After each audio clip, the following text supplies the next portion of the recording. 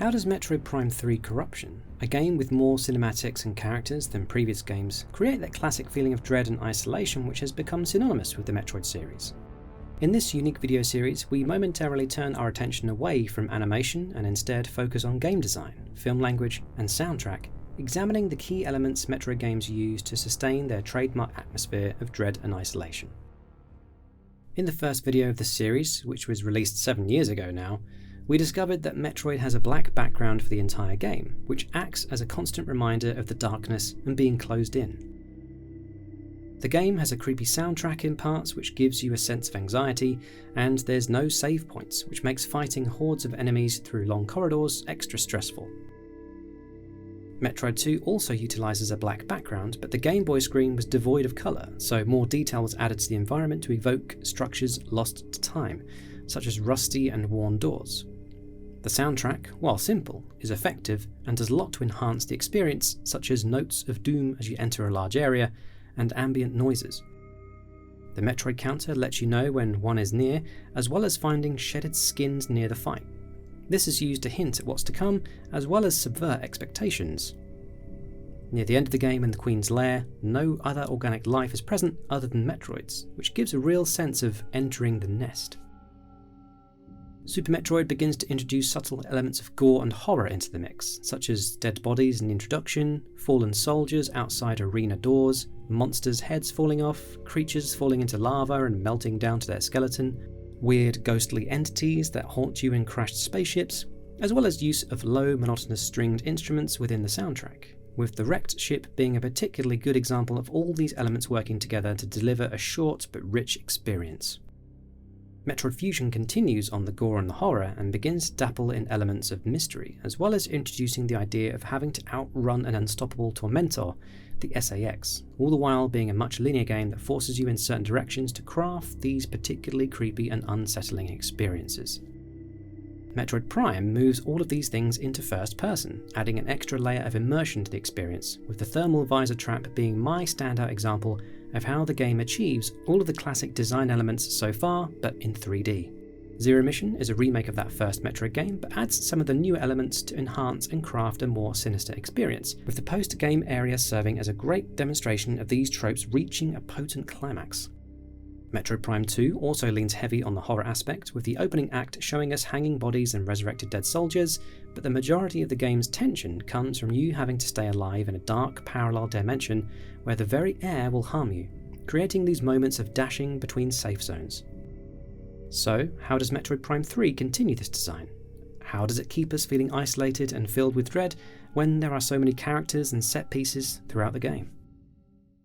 The game is certainly much more ambitious than previous entries, with Samus exploring not 1, not 2, not 3, not 4, but 5 different planets. Luckily, she doesn't destroy each and every one she visits. There's a much stronger display of action, especially in the first half of the game, and you'd be forgiven in thinking this was somehow inspired by the Halo games with the type of things that are going on. It's a new, different feeling for Metroid, and some fans are divided by this feeling. I rather enjoy it because I think there's a good balance between the new and the traditional. I'm all for aging franchises exploring new ground, whether that brings good results or not so good results. For every awesome boss battle, there's a quiet moment of mystery. For every cool line of dialogue, there's some sudden shock of horror. There's still this overlying sense that you are exploring planets by yourself, but you're constantly in communication with some other character, which greatly reduces the idea that you are truly alone. The music, however, does a lot of the work in clawing back some of that dread, as it always does in Metroid games. Metroid Prime 3, as its tagline suggests, is about corruption, and it tries something new with this idea, a longer emotional tie to other characters. Fans will likely know what this is referring to, but at the start of the game, you are actually part of a group of 4 bounty hunters who are tasked with helping defend a Galactic Federation planet, Norion. You interact with these characters throughout the prologue, and one in particular, Rundus, interacts with Samus in a way that you could almost mistake for friendship.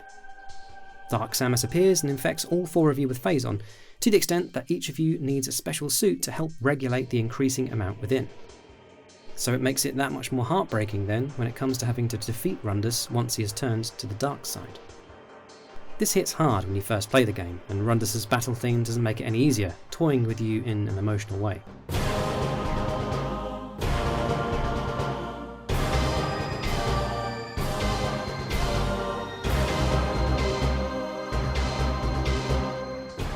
There are some standout moments throughout the game which I think keep the overall tone in check and stop it straying too far from what makes Metroid games uniquely enjoyable, and two outstanding segments which I think anchor Prime 3 as another Metroid game that continues to add to its long list of tricks to keep the series unique from other Metroidvanias. I'm going to highlight a few sections throughout the game before settling on my two favourite areas that I think really drive home those feelings of isolation and dread. The GFS Olympus is generally a chill training area where you get to understand the new Wii motion controls and make your way to a band meeting, only to find the space pirates are attacking the ship. Lots of cool looking cinematics going on here that play out in front of you. This whole section is quite thrilling. But it's this particular corridor which just subtly nudges the idea of something unsettling before outright blowing the lid off. The way the lights flicker and dust falls, it's the eerie calm before the storm, and I love it. It gives me the opening to Super Metroid kind of vibes. Now, there's not really a lot that goes on in Norion at first. It's just a good 30-40 minutes of action and progression, setting up various story threads and characters such as Rundus saving you and helping you with the returning Ridley, seeing Gore and Gandrada do their own thing, bits like that, culminating in the return of Dark Samus. It's when you return to Norion much later in the game, which is where it gets a little tense. When you return, everything is kind of chill. Troops are fixing various things from the previous attack, and it's all sort of calm. Nothing's really going on. The music is that chill track from the GFS Olympus, so you know it's all safe. Then you get to a section behind the broken door that you couldn't get to before.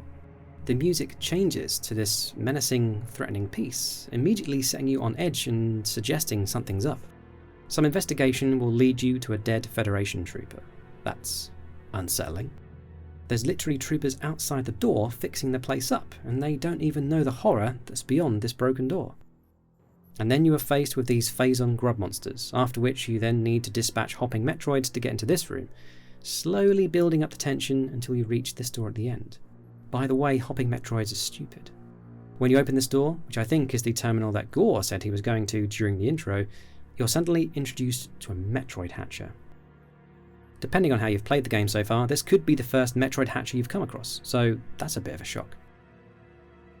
It's weird how isolating this section of Norion feels when there's literally a safe space right at the start with a team of troopers fixing the place up. It gives it this weird, eerie vibe. Bryyo, for the most part, is just classic Metroid. For me, it's the most Prime-like area of the game. It's like a scaled-down game in itself. You've been able to use Hyper Mode without any issues so far, leaving the GFS Olympus, but when you get to this section, where you have to shoot out these Phazon seeds, you're interrupted by a cutscene that shows Samus's PED suit overloading with Phazon, and it has to be expelled before it completely overloads and corrupts Samus. This isn't all that foreboding by itself, but it's the first step towards this total corruption idea that has literally set you on this path of investigation, and it suddenly comes out of nowhere, affecting an ability which you assumed was fine. For me, this lines up with things like the Chozo statue coming alive in Super, something happening seemingly at random and keeping you on your toes. This whole plot thread just gets more intense too, seeing Samus literally begin to vomit from having too much Phazon in her body later on. Fighting Rundus is exciting and sad at the same time. He's the only friend we've seen Samus interact with, and seeing his demise is just kind of heartbreaking. This isn't necessarily a feeling of dread, but when you reach the frozen side of Bryyo, it feels like a genuine discovery. The way you enter it is unique, like this portal, though this effect is used later near the end of the game as well. This is an incredibly unique part of the game in that you cannot view the map of this area unless you are actually there, due to how the maps work with ship landing sites, which this area doesn't have. So it's a genuinely isolating experience coming here, knowing that, technically, in a narrative sense, nobody knows or would ever know you're here. Elysia is a fan favourite area. It's beautiful and serene on the outside and dark and menacing on the inside. The music is heavenly, but is often undercut by this groaning, scraping noise like the whole place is about to fall out of the sky. So while it's kind of peaceful, there's an underlying sense of dread that you could fall to your doom at any second. There are various points when a Steam Lord will appear briefly and frighten you. Stupid dweeb. Gore's face will show up on the network screens instead of the Aurora units. That's sort of creepy, especially as you find his suit abandoned partway through. As Dark Samus takes Gore, the look of exasperation from Samus is another downer. like you literally see her powerless to defeat this evil. It's not often you get to see Samus acting so real. This whole bit when you're having to fix the shell of this container thing during an attack is tense as hell. It brings back the vibes from Fusion where you're having to do one thing while avoiding another. The Helios battle on Alicia has this unsettling sense of urgency that sets you on edge, with the music creating this wall of confusing noise, which fits nicely with the various attack patterns the boss has using these nanodrone things.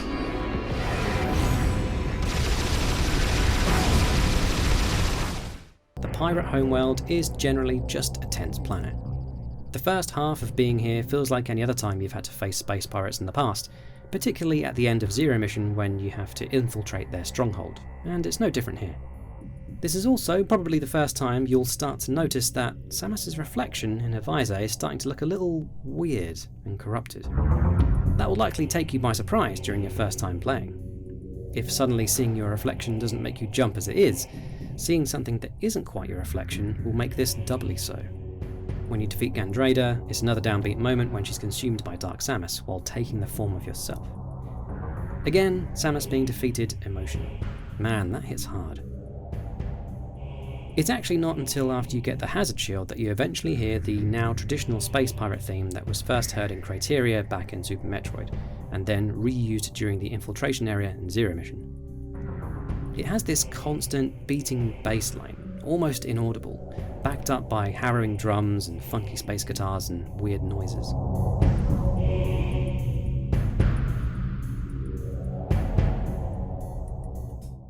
There's too many to mention, but the space pirate logs here are also great to read. The Leviathan seeds themselves are basically a callback to the Phazon mines from Prime 1, with that ghostly chang noise that drips down in the music. There's a weird, dreamlike quality to these places.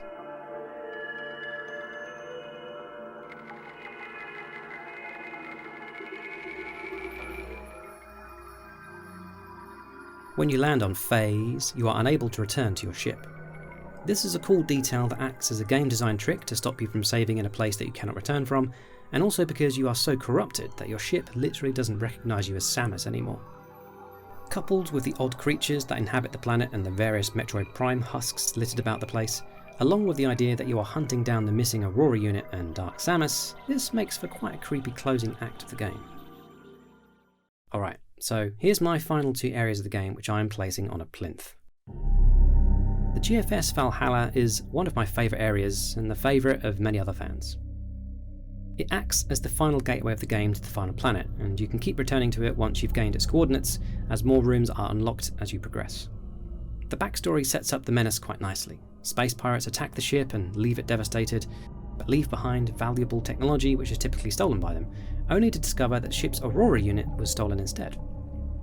It's discovered in a random, creepy location alongside this garish glowing aura, and it's overrun by nasty creatures and Phazon Metroids.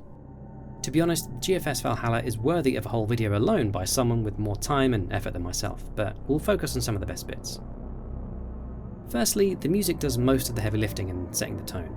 That dreadful low drone with higher piercing strings, it all just screams horror. Everything is in a state of damage and disrepair. Something terrible has happened to this ship. Makes me think of Event Horizon. What I find kind of cool and eerie is that it's the sister ship of the Olympus, so it has the same layout. The entrance here should feel familiar to the start of the game, but in hell mode.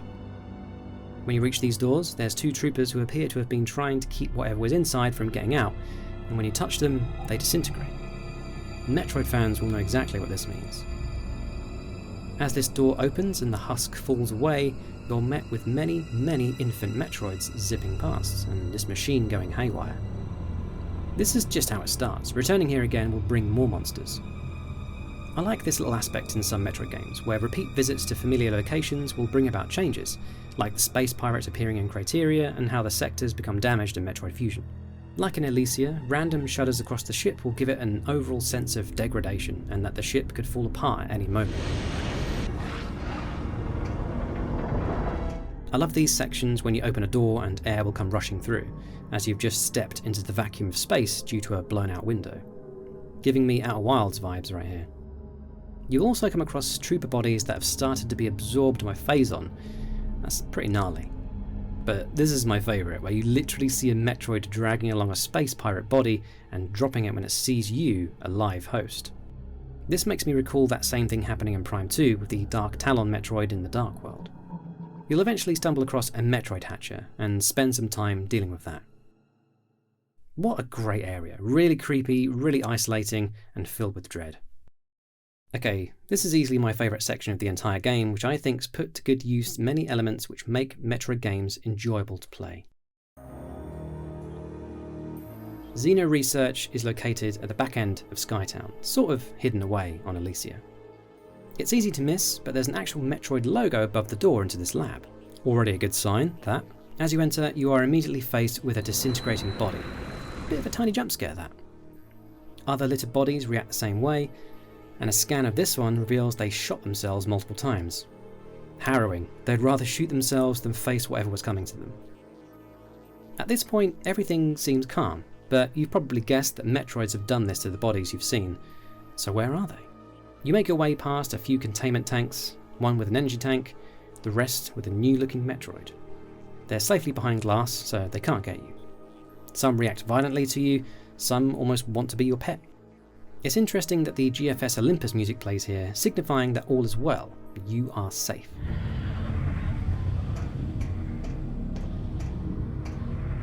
That's reassuring, because this facility is quite the maze. I think I'd feel quite unnerved finding my way around this place if it weren't for the lights. You eventually come across the Seeker missiles, protected by that same impenetrable glass we saw earlier. You just need to remove this energy cell so that the power goes out and lowers that glass shield, and then just... wait, no, hang on. If I lower the power to get behind the glass, then... well, too late. As you leave the room, the music changes.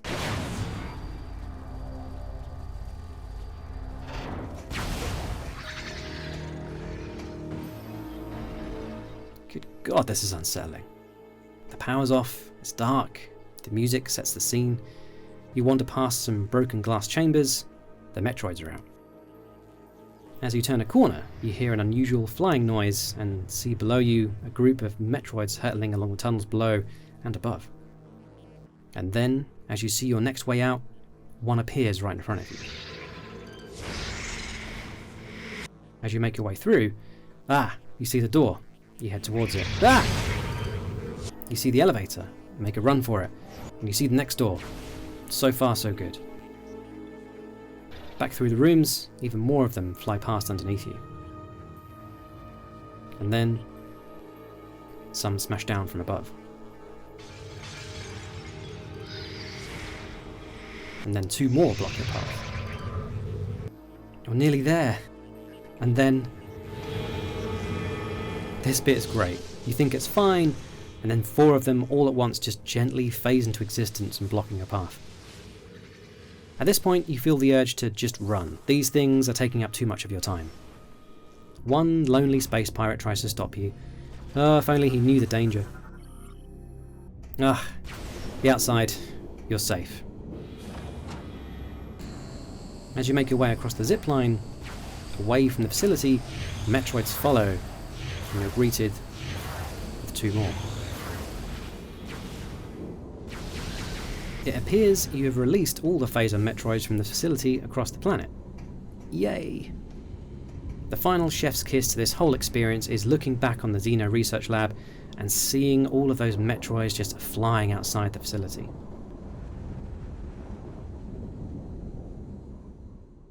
Man, what a great section of the game. It reminds me of the thermal visor trap from Prime 1, having to power down the room to get an upgrade, only to make your job a little harder. Metroid Prime 3 removes a lot of the unknown, which is usually what makes things tense, so it gives itself a tougher time to build these moments back up, but I find that when these moments do hit, they're all the more richer in comparison to the constant communication you have to other characters.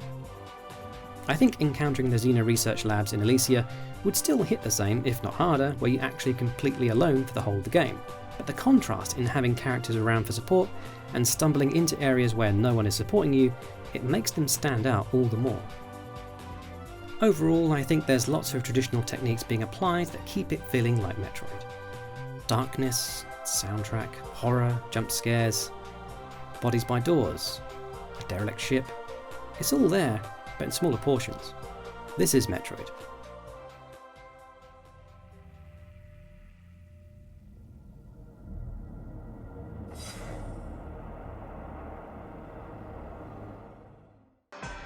This was a great video to make. Thanks to my patrons for funding it, and if you want behind the scenes bonus content, throw $1 over on Patreon to help support and ultimately shape the channel. Maybe a video idea of yours will get made. I look forward to seeing how Metroid Prime 4 retains that wonderful sense of dread and isolation that we love the franchise for. See you next time.